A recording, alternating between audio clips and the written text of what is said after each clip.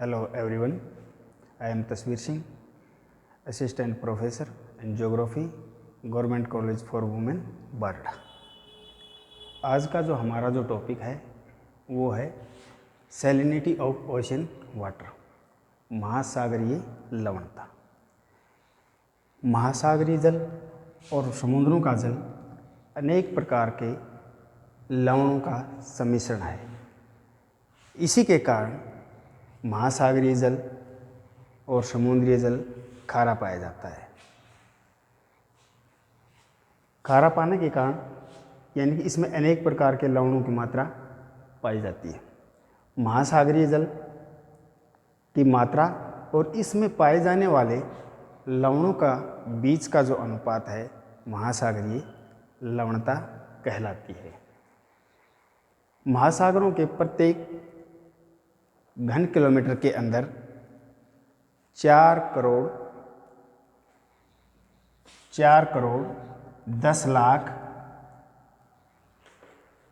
लवणों की मात्रा पाई जाती है, यानी कि ये लवण इसके अंदर घुले हुए होते हैं। महासागरों के अंदर अनेक प्रकार के लवण पाए जाते हैं। विश्व के अंदर जो महासागरों में औसत महासागरों में जो लवणता पाई जाती है वो है 35 ग्राम प्रति किलोग्राम, यानी कि 1 किलोग्राम जल के अंदर 35 ग्राम लवणों की मात्रा पाई जाती है। महासागरों के अंदर अनेक प्रकार के लवण पाए जाते हैं, जिनमें से 7 प्रमुख लवण जो है, पहला है सोडियम क्लोराइड। ये महासागरों के अंदर 77.9 यानी कि कुल लवणों के जो मात्रा जो होती है उसका कुल 77.9 सोडियम क्लोराइड पाया जाता है। Magnesium chloride 10.8, magnesium sulphate 4.7, calcium sulphate 3.6, potassium sulphate 2.5, calcium carbonate 0.3, magnesium bromide 0.2। इस प्रकार से ये लवण सागरीय जल में घुले होते हैं, जिससे इन महासागरों का जल खारा होता है।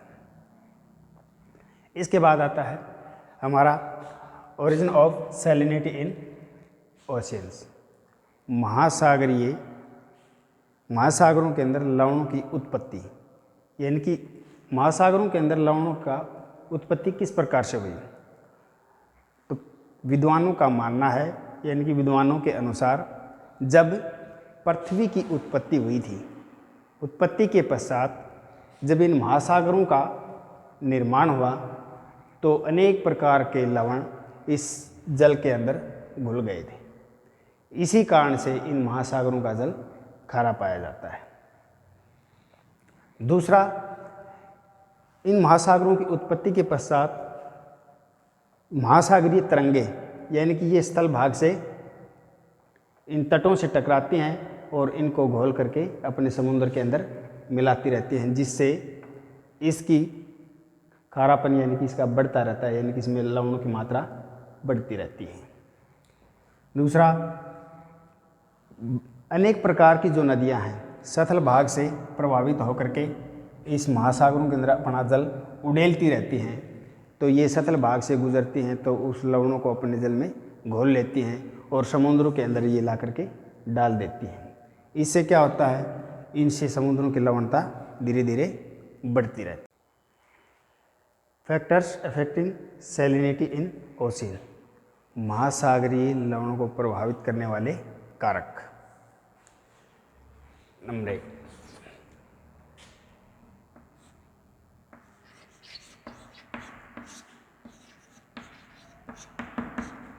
मीठा जल। यानी कि जिस क्षेत्र के अंदर, महासागरों के अंदर जहाँ पर मीठा जल मिल जाता है तो उसकी लवणता कम हो जाती है। यानी कि जिन क्षेत्रों के अंदर बरसात ज़्यादा होती है, बरसात के कारण, जैसे भूमध्य रेखा के ऊपर अत्यधिक वर्षा के कारण यहाँ पर प्रतिदिन यानी कि इसमें मीठा जल मिलता रहता है। तो इस कारण से इन क्षेत्रों के अंदर, महासागरों के अंदर, भूमध्य रेखा के आसपास बारिश अधिक होने के कारण सागरीय जो लवणता है वो कम पाई जाती है। दूसरा है वाष्पन।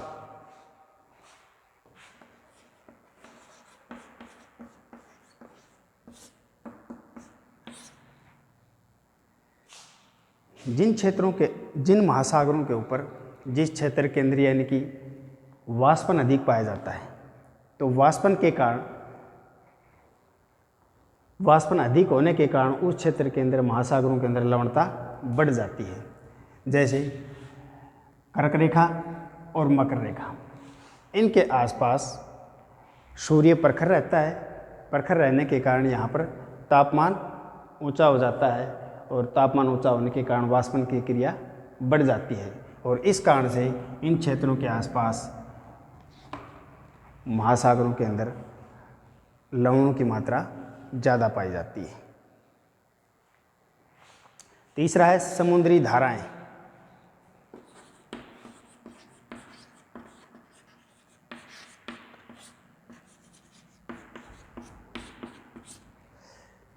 समुद्रों के अंदर ठंडी व गर्म धाराएं चलती हैं। यानी कि पश्चिम से पूर्व की तरफ चलने वाली भूमध्य रेखा के ऊपर गर्म धाराएं महासागरों के पूर्वी तटों के आसपास आकर के इसकी लवणता को बढ़ा देती हैं। ये धाराएं जब इस तरफ से चलती हैं तो पश्चिम से पूर्व की तरफ चलती हैं तो इसके तटों के आसपास आकर के इसकी लवणता को बढ़ा देती हैं। दूसरा, ये जो ठंडी जो धाराएं हैं इस क्षेत्र से जो आती हैं, उत्तरी क्षेत्र से, तो यहाँ पर यानी कि बर्फ़ भी पिघल करके इनके साथ नीचे आ जाती है और बर्फ़ का जो जल जो होता है वो मीठा होता है और इस क्षेत्र में पहुँच करके एक अंध महासागर के उत्तर पूर्वी क्षेत्र के अंदर यानी कि इसकी लवणता को कम कर देता है। तो जिन क्षेत्रों के अंदर नदियाँ प्रभावित होकर के यानी कि अपना जल उड़ेलती हैं या फिर आइसबर्ग जो जहाँ पर पहुँच जाते हैं, उसके कारण उन क्षेत्रों के अंदर लवणता कम हो जाती है। हॉरिजॉन्टल डिस्ट्रीब्यूशन ऑफ सैलिनिटी, महासागरीय लवणता का वितरण। खुले सागरों की लवणता,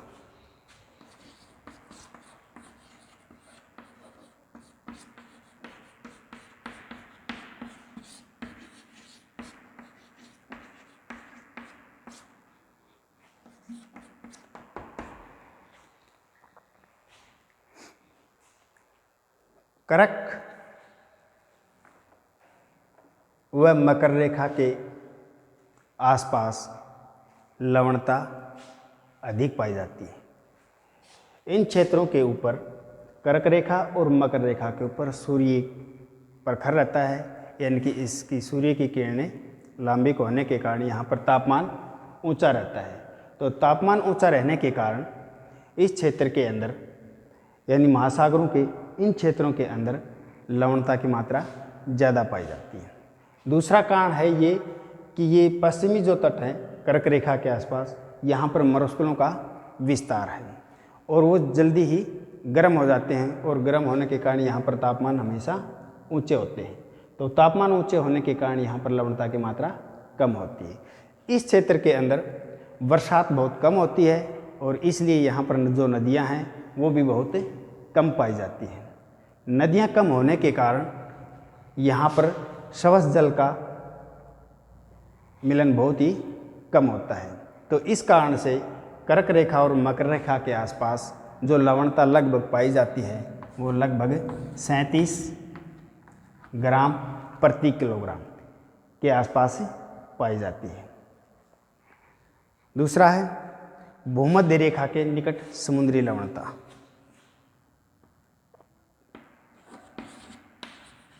भूमध्य रेखा के पास लवणता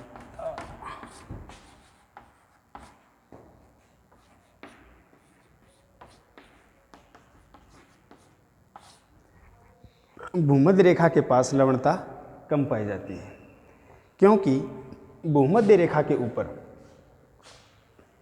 बादलों का मेघाच्छन्न यानी कि अधिक रहता है। प्रतिदिन यहाँ पर बारिश होती है। बारिश होने के कारण यहाँ पर बड़ी बड़ी जो नदियाँ हैं, अमेजन, वोल्गा जैसी इस प्रकार की जो नदियाँ हैं, वो अपना जल इन महासागरों के अंदर उड़ेलती रहती हैं, और शुद्ध जल के यानी कि मीठे जल का इन महासागरों के अंदर मिलने के कारण इसकी लवणता की मात्रा बहुत ही कम होती चली जाती है। इसलिए भूमध्य रेखा के आसपास महासागरों के अंदर जो लवणता जो पाई जाती है वह 20 ग्राम प्रति किलोग्राम से 24 ग्राम प्रति किलोग्राम के लगभग पाई जाती है। ध्रुवों के निकट तीसरा है, ध्रुवों के निकट लवणता कम पाई जाती है। ध्रुवीय क्षेत्रों के आसपास जैसे 80 डिग्री से हम ध्रुवों की तरफ जाते हैं, उत्तरी ध्रुव और दक्षिण ध्रुव, इनके पास लवणों की मात्रा कम पाई जाती है। इसका मुख्य कारण क्या है कि यहाँ पर इन क्षेत्रों के अंदर बारिश भी ज़्यादा होती है। बारिश होने के कारण यहाँ पर अनेक छोटी छोटी नदियाँ आकर के अपना जल इन महासागरों के अंदर उड़ेलती रहती है। दूसरे, यहाँ पर सूर्य का जो किरणें जो हैं काफ़ी तिरछी हो जाती हैं, और तिरछे होने के कारण यहाँ पर वाष्पन बहुत ही कम पाया जाता है। वाष्पन कम होने के कारण यानी कि यहाँ पर लवणों की मात्रा नहीं बढ़ पाती।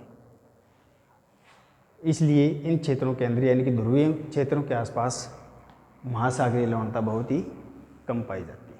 सैलिनिटी ऑफ पार्शियली क्लोज्ड सी, आंशिक रूप से सतल द्वारा घिरे समुद्रों की लवणता।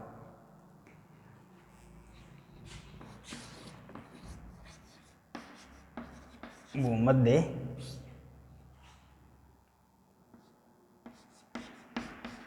सागर, लाल सागर, फारस की खाड़ी। भूमध्य सागर, लाल सागर और फारस की खाड़ी। भूमध्य सागर, लाल सागर और फारस की खाड़ी, यहाँ पर सागरीय जो लवणता है वह 40 ग्राम प्रति किलोग्राम के आसपास पाई जाती है। इसका मुख्य कारण है कि यहाँ पर ग्रीष्म ऋतु के अंदर उच्च तापमान हो जाता है, जिससे वाष्पन की मात्रा बढ़ जाती है। वाष्पन अधिक होने के कारण यहाँ पर लवणों की मात्रा भी बढ़ जाती है, और इस क्षेत्र के अंदर नदियों का अभाव पाया जाता है, और इसलिए इस क्षेत्र के अंदर ये नदियाँ अपना जल इस समुद्रों के अंदर उड़ेल नहीं पाती। तो इसलिए इन महासागरों के अंदर भूमध्य सागर, लाल सागर और फारस की खाड़ी में लवणों की मात्रा का अधिक पाई जाती है। दूसरा है काला सागर।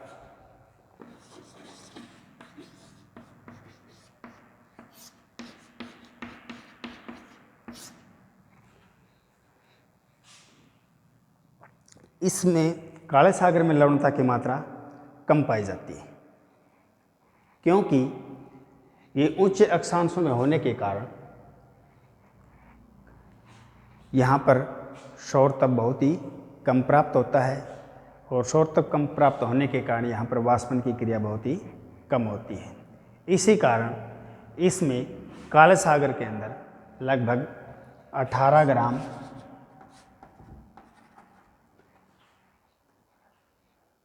प्रति किलोग्राम लवणों की मात्रा पाई जाती है। इस क्षेत्र के अंदर डैन्यूब, डॉन, और निप्पर जैसी विशाल नदियां हैं वो बड़ी मात्रा के अंदर अपना जल उड़ेल देती हैं। उस जल के उड़ेलने के कारण इस क्षेत्र के अंदर लवणों की मात्रा कम हो जाती है। इसी कारण से काले सागर के अंदर लवणों की मात्रा बहुत ही कम पाई जाती है। तीसरा है बाल्टिक सागर।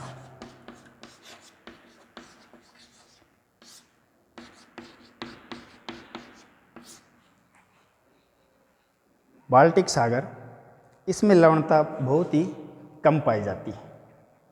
लवणता दक्षिण स्वीडन के तट पर 11% तथा बोथोनिया की खाड़ी के मुहाने के निकट 2% ना 2 ग्राम के आसपास पाई जाती है।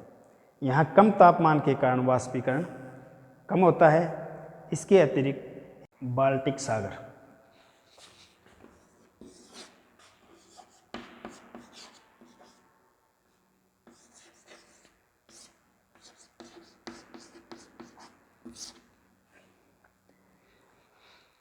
बाल्टिक सागर के अंदर सागरीय लवणता बहुत ही कम पाई जाती है।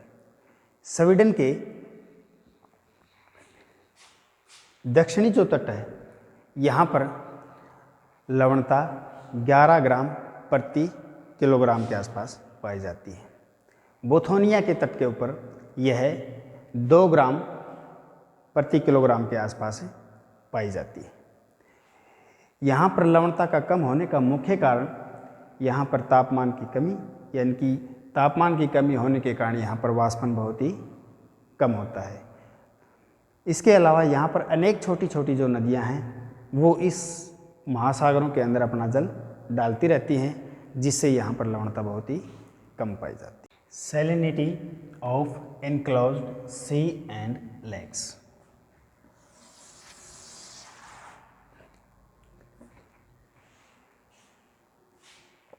अंत समुद्रों तथा झीलों की लवणता, यानी कि जो झीलें पूर्ण रूप से सतह से घिरी हुई होती हैं, इनके अंदर जो लवणता है वो अधिक बढ़ जाती है।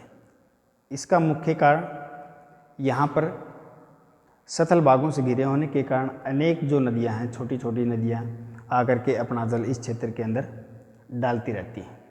इससे उस झीलों व अंत समुद्रों के अंदर लवणता बढ़ती रहती है, क्योंकि ये नदियाँ जिस सतल भाग से गुजरती हैं वो गुजरने के कारण अनेक प्रकार के लवणों को अपने अंदर घोल लेती हैं और इन समुद्रों के अंदर या फिर इन झीलों के अंदर अपना जल डाल देती हैं तथा इस क्षेत्र के अंदर वाष्पन अधिक होने के कारण वहाँ पर लवणों का प्रतिशत बढ़ता रहता है। संयुक्त राज्य अमेरिका की ग्रेट साल्ट लेक, जिसके अंदर लवणों लगभग 220 ग्राम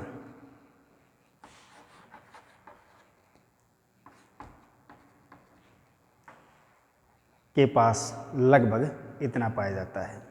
इसी प्रकार से जॉर्डन की मर्द सागर यानी कि डेड सी, इसके अंदर 238 लवणों की मात्रा पाई जाती है। विश्व के अंदर सबसे अधिक जो लवणता पाई जाती है वो टर्की के अंदर वॉन झील, जिसके अंदर 330 ग्राम के आसपास पाई जाती है। अधिक खारे जल में घनत्व के कारण मनुष्य इन झीलों के अंदर डूब नहीं सकता। कैस्पियन सागर भी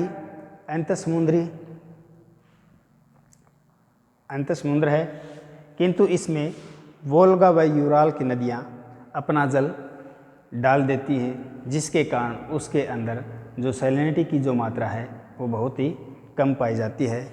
वह लगभग 14 ग्राम से 17 ग्राम प्रति किलोग्राम के आसपास पाई जाती है। Thank you.